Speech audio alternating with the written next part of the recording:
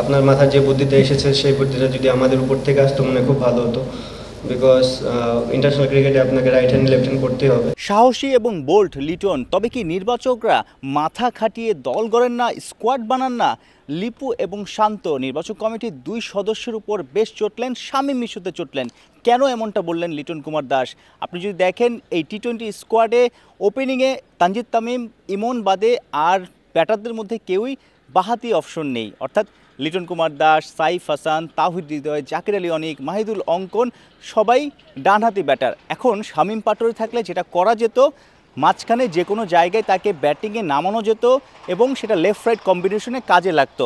Ireland দলে left arm orthodox spinner আছেন, leg spinner আছেন, তারা এই ডানহাতি ব্যাটারদের এগেনস্টে দুর্দান্ত পারফর্ম করতে পারেন এবং রান করাটাও কঠিন হতে পারে। এইসব চিন্তা করে হলেও নির্বাচকরা এই সিরিজে শামীম পাটোয়ারিকে রাখতে পারত, এই জন্যই এতটা চটলেন ক্যাপ্টেন লিটন কুমার দাস। ইনসাল্টিংয়ের জায়গা বলবো না, আমার মনে হয় কোচ এবং ক্যাপ্টেনের জানা উচিত। আমি জানি না কেন, বাট সিলেক্টর আমাকে কোনো কিছু নোটিশ ছাড়াই শামীমকে বাদ দিয়ে দিয়েছে টিম থেকে, উইদাউট এনি নোটিস।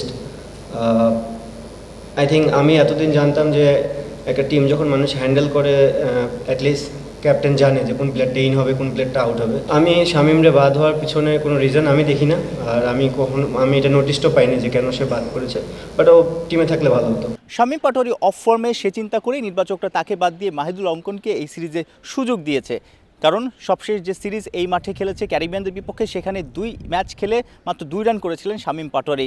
তবে ক্যাপ্টেনের যে চিন্তাটা, যে ফেব্রুয়ারিতে টি-20 বিশ্বকাপ গেল 1 বছর ধরে শামীম পাটোয়ারি টি-20 দলে আছেন, বেশ কয়েকটা ভালো পারফরমেন্সও আছে, তাকে কেন্দ্র করে একটা ক্যাপ্টেনের চিন্তা ভাবনা আছে, যেহেতু তিনি বাহাতি একটা অপশন, পাশাপাশি অফ স্পিন বোলিংটাও আছে। সো এই সময়টাতে শামীম পাটোয়ারিকে বাদ দেওয়া মানে এই ক্রিকেটারের কনফিডেন্সটা আরও লো হয়ে যাবে। শামীম কিন্তু একটা সময় ছিল যে 2-3টা সিরিজে খুব ভালো এক্সট্রাঅর্ডিনারি ক্রিকেট খেলেছে, যেটা আমাদের দরকার ছিল।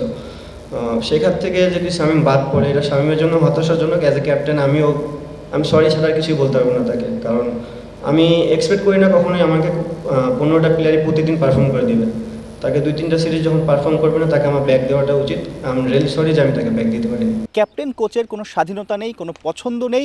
এখন ক্যাপ্টেন কোচেরও তো প্ল্যান থাকতে পারে, তারা আসলে কোন প্রতিপক্ষের বিপক্ষে কাকে খেলালে তাদের আসলে সেই পারফরমেন্সটা বেরিয়ে আসবে বা দলের রেজাল্টে একটা ভালো ইম্প্যাক্ট পড়তে পারে, সেই চিন্তাটা কিন্তু ক্যাপ্টেন কোচ থেকে নির্বাচকরা নিচ্ছে না, যে কারণে অনেক ম্যাচে অনেক বেশি প্রবলেমও পড়তে পারে টিম বাংলাদেশ। তো লিটন কুমার দাস সেইটাও আক্ষেপ করেছেন যে ক্যাপ্টেন কোচের কাছে কোনো কিছু চাচ্ছে না, এবং এমন একটা বার্তাও দেওয়া হয়েছে যে সামনের দিনগুলোতে নির্বাচকরা যে দল দিবে সেই দল নিয়েই ক্যাপ্টেন কোচের প্ল্যান করতে হবে এবং বেস্ট ইলেভেনটা সাজাতে হবে।